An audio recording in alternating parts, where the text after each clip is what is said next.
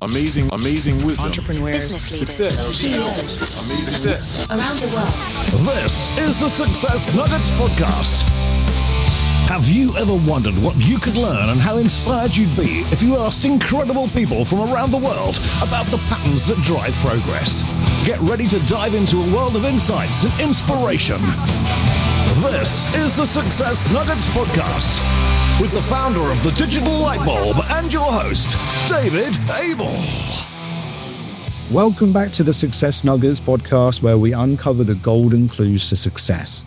Today we have an absolute legend in the world of entertainment, Larry Kasanoff. Larry isn't just a producer, he's a master of bringing the wildest ideas to life. He's the creative force behind Mortal Kombat, Terminator 2, and so many more blockbuster hits. I can smell the popcorn from here. But beyond the big screen and billion-dollar franchises, Larry is a firm believer in embracing the madness because, as he says, the crazy idea is usually the right one. Hello, Larry. Hi, how are you? I'm very good. 1991. If we go back to 1991, which is, I believe, 35 years ago, if I do my maths correctly, you must have been having a wild time with the films that you were involved in and the music videos as well. Yeah, we were having a great time. We're still having a great time. Let me start a little early. I wanted to be a movie producer since I was a little kid. And I got very lucky, and out of school, I got a great job as head of production, acquisitions, and co-production for an independent studio called Vestron. And this was in the mid to late 80s. And Vestron was surfing on the wave of what we could call the home video boom. In those days, when home video markets blew up, they needed movies, just like when streaming blew up a few years ago, it needed movies. And I became head of production of that company. I mean, no one would take a chance on a kid like me today doing that. And so my instructions were make 80 movies a year, which is a lot. Most studios make 12 today. Make them, buy them, co-produce them. We don't care. Don't lose money. And they were lower budget movies, $6 million and under. And we made, rom-coms and kind of B-action movies and horror movies and stuff. And they were all doing well, and it was a blast. We were traveling around the world. But then I got a script for a movie called Platoon. And Platoon was very different. Platoon was a serious movie about the Vietnam War and the effect it had on kids, more psychologically even than physically. And I wanted to make it. I just had a good instinct. And my boss said, "You're crazy. This isn't what we do. Where's our rom-com with so-and-so star?" But I fought for it. He said, "Look, you're the head of production now. You can decide. But if it fails, you're fired. What do you want to do?" And I was listening here into the best job in the world. And I thought, do I bet it all on one movie? And I thought, well, I didn't play it safe, so I greenlit Platoon. And when I first saw it, I was the only person to giggle their way through the screening of Platoon, not because it wasn't good, because it was so good. I was like, oh my God, I'm not getting fired. And Platoon was so good that it won Best Picture at the Academy Awards that year. And a few months later, I ran into the director, Oliver Stone, in a bar in New York, and he bought me a drink, and he said, kid, I always liked you. You have a touch of the madness. And I thought, a touch of the madness? Is he saying I'm a little crazy? Am I a little crazy? And then I thought, well, my boss was a little crazy to let a 25-year-old kid run an 80-picture film slate with no prior experience. Oliver had a touch of the madness by insisting on a Vietnam movie in a way that no one had ever done before.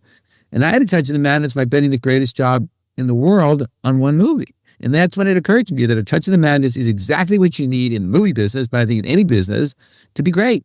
And the reason you need it is because it helps you innovate. The current of the river of life will always pull us towards the middle. Always. All the time, imperceptibly. And the best way to swim away from that is with innovation, and innovation comes from a touch of the madness. So that's been my touchstone ever since.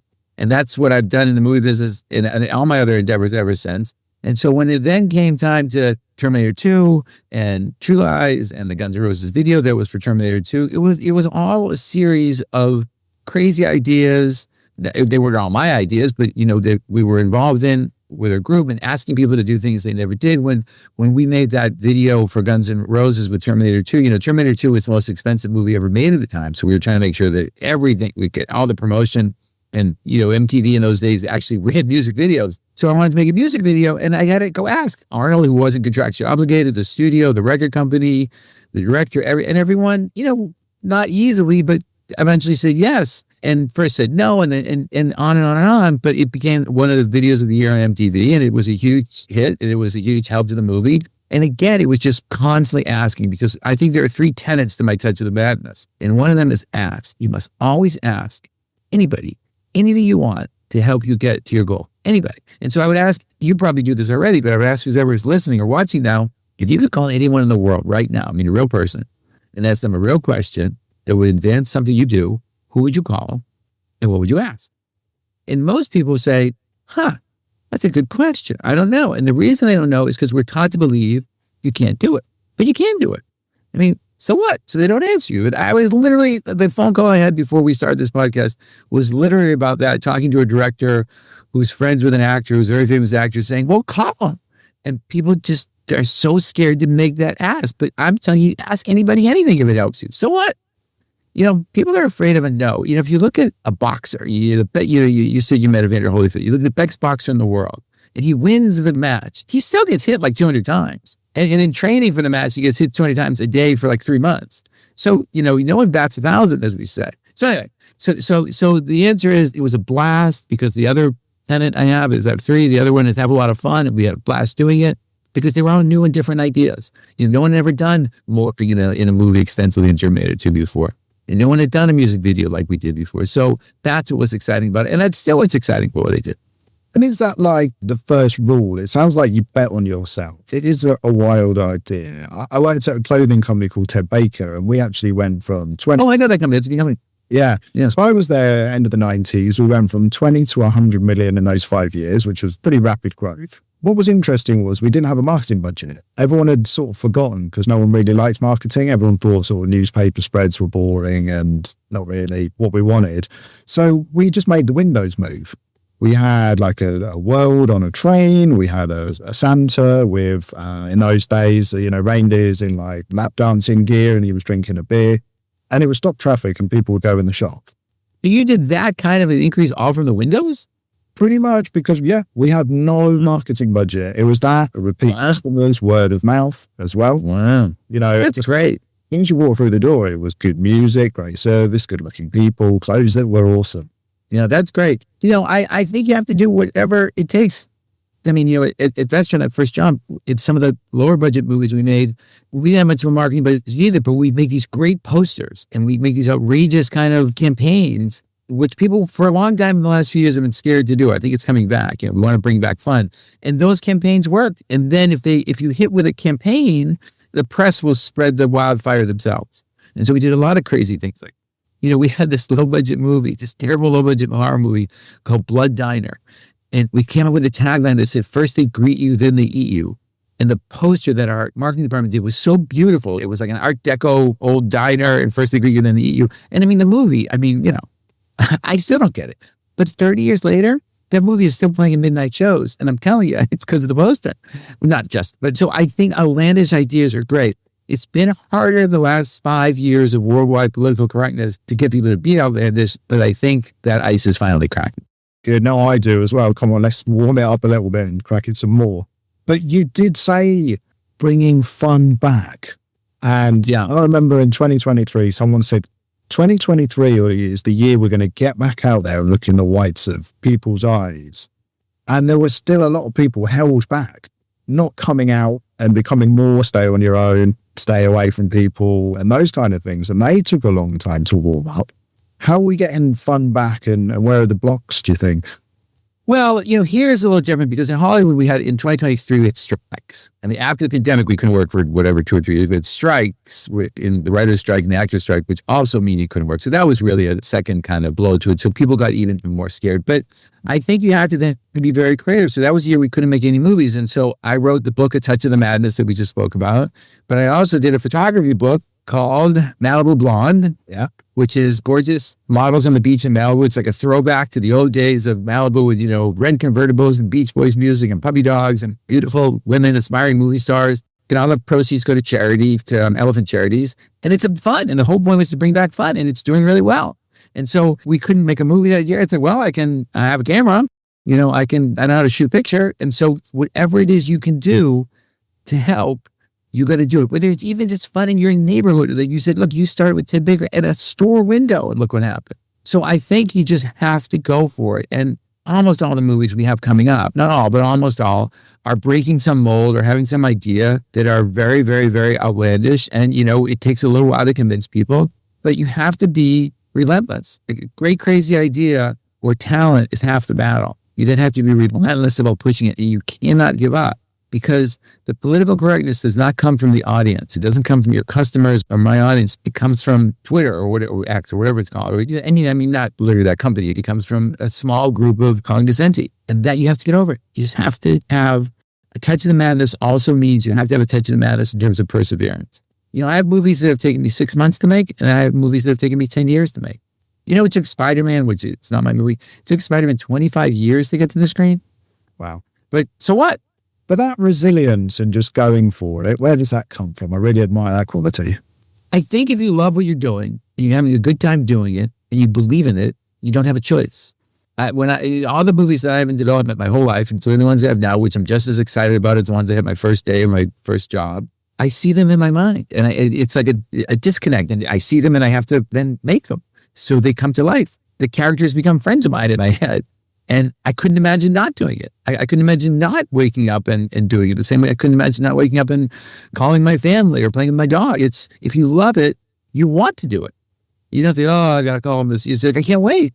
Yeah. And if people say no to me, which they do all the time, I'm convinced they're wrong. I mean, I know that's arrogant, but I'm not arrogant to them. But in my mind, I'm like, they're making a mistake. Everyone isn't right. And you do it again because you just can't wait to do it. You can't wait to make it. You can't wait to see it. I think you got to love what you do. In terms of making progress, though, so I love what I do, but I keep having piles of note paper everywhere and loads of ideas every night. My notes on my phone is full of them. How do I get this shit done? I think that's a great question. I go through that all the time. Every, maybe 3 to 6 months, I look at all the movies and shows I have in development. I say, okay, do I still love them? Let's just check on this. What's right? And then I sort of prioritize them. Like, for example, recently, literally last night I was talking about this. I have 2 movies that are a little smaller than my other movies. And I thought, I don't want to make smaller movies. And so I figured, can I make them bigger by changing them a little bit? Or I'm not going to make them because that's really what I want. And that's what I'm doing. So I think if you take all your piles, I have piles of notes everywhere too. If you take all your piles and say, what is my number one priority? Let's just forget all the other priorities. What's my number one priority? All the stuff that doesn't fit into your number one priority, let's say you have 3 priorities, but it doesn't fit into your number one, get rid of them and just focus on the number ones. Bring things into focus, and then all of a sudden you think, this one isn't right, and that's what you do. You got to be a little bit ruthless about editing, I think. Yeah, I think that's a good one, being ruthless about it. Do you much on spirituality? Several years ago, I read a book by a kind of revered Zen master, Buddhist monk named Thich Nhat Hanh, and I loved the book. And I thought, what do I do with this peaceful monk? And I thought, he'd be a great inspiration for this character I had in mind for Mortal Kombat. And so, the 2 are very at odds with each other, monks in Mortal Kombat. But I called him anyway, and I went to meet him. But it was different than I expected. After 2 hours, I forgot about the movie, and I felt like I'd been on vacation for a week. And I said, what's your secret? He said, no secret, practice. And he gave me one of these, a little wrist thing to just remember to breathe. I can learn how to feel like this. And then he goes, yeah. And I became really good friends with him. I saw him all over the world. He asked me to do a documentary on mindfulness, which I did, called Mindfulness, Be Happy Now, which is on Amazon. And so I believe in that because I think he has a great message. Peace in yourself, peace in the world. You're not going to solve the world's problems, but if you find peace in yourself, you'll be nicer to the barrister at your coffee place and to your spouse, and they'll be nicer to their, and so I believe in that. And then there's IQ. So we could have a score of you're 100 and I've got 90. You're more clever than me and I could learn more and improve my IQ. And then there's EQ, your emotional intelligence, how you ride things out. And then there's positive intelligence. But the challenge to your question is I don't really pay much attention to any of those scores or things like that. I really have a very binary question in encountering people, certainly professionally, which is, do they get shit done or don't they? Can they actually get this done or don't they? I mean, my book, A Touch of the Madness, is dedicated to all the great scoundrels. And scoundrel, is an old, kind of American slang word for lovable thief. These guys aren't really here anymore, but a scoundrel is someone who comes to town, takes you out for the weekend. You have the time of your life. You just have the best time you can imagine. And Monday morning when they left, you realize they were using your credit card. So you still had a great time, but they were using your credit card. That's a scoundrel. But they got stuff done. And that's how I grew up in the movie business, learning from guys like that. So to me, blah, blah, blah, blah, blah. I don't care. I'm fortunate. I have a great education, but I don't care whether they went to school or not, whether they did this or not, how they did the test or not. It's a question of, are we getting stuff done? And that's it. That's my thing. I cannot tell you the amount of people we encounter every year in all walks of our business who are talented. I can tell if someone's talented in the movie business in 30 seconds. If they have the perseverance to get stuff done, I can't tell. The only time can tell. So the answer is, to me, Thich Nhat Hanh, for example, he walked the walk. Whatever he preached, he did. So he got it done. And he would never go anyplace. He was invited all kinds of like to the Senate unless he could teach. So that's it. That's my one test. And if they do, great. And if they don't, I don't care. Do you have ambitions to teach yourself when you get to that kind of level of age and wisdom? No, I don't think, I do something like this, which I enjoy. Hired to give speeches, which I enjoy because it's one speech and I meet people. But as a teacher, I'm just not great. I don't have the patience. I think I'm too, what I just said, get stuff done. I don't think that goes well in today's world. A friend of mine is the dean of a big film school here. Well, the dean, she's the chairwoman of the big film school here. And so I used to go into the class every semester and I would mock interview the seniors. Like, okay, what do you want to do? You want to be a director? I'll interview you for 5 minutes and the class will vote on whether or not you want to do it. And, we should hire you and then you can learn. And, you'd get a kid who said, what do you want to do? I want to direct movies. What kind of movies? Horror movies. Well, what are your favorite horror movies? Oh, I don't watch horror movies. I'm like, well, if someone says that when I'm doing it, I say, I would eliminate you right there. But then eventually the teachers would say, no, you're being too harsh on them. We have to hug them more. And it's just not, I'm much more of like, look, here's how you get it done in real life. Yeah. And so, no, there's so many people who I know who I think are so much more qualified to teach than me. I love talking for an hour and we have interns every semester. So I have like 5 interns, but as actually teaching, being a professor, not my gig. I go crazy. Yeah. Where did you grow up, Larry? I grew up in Boston in the Northeast of the United States. And when I was a really little kid, my dad took me to see a James Bond movie. And when we left, I said, okay, I want to be a spy. But what was that guy who said, the producer, what does that guy do? And my father explained it and that was it. And I said, well, how am I going to do this? And so I was a really little kid. And in Boston, there's only 2 schools like this in the United States. There's one in New York. They're like public-private schools. It's called the Boston Latin School, and it's the oldest high school in the country. Benjamin Franklin went there. But you have to take a test to get in. And if you do well on the test, you can go for free. And so my family was the most supportive, most wonderful family in the world with any money. And so since I was a little kid, I was like, I'm going to get into I'm going to take that test. And I got in. And then the school was like going to school in like the 1800s. It was horrible. I mean, I hated it. But it had in those days the biggest track record of getting kids into Ivy League schools in the country. So if I get into a good school, I'll meet people. So one way or another, I'll meet people, and that's how I get to Hollywood, and that's what happened. So from a little kid, I was like, I got to get into Latin school, then Latin school, I got to get into a good Ivy League school, and then I got to get into a good business school. I went to Wharton, and then through that, I got internships, and that's how I got my job. So it worked, but I've been plotting this since I was 11. Yeah. Well, I've just got one more, and finally, what's your one golden nugget for life?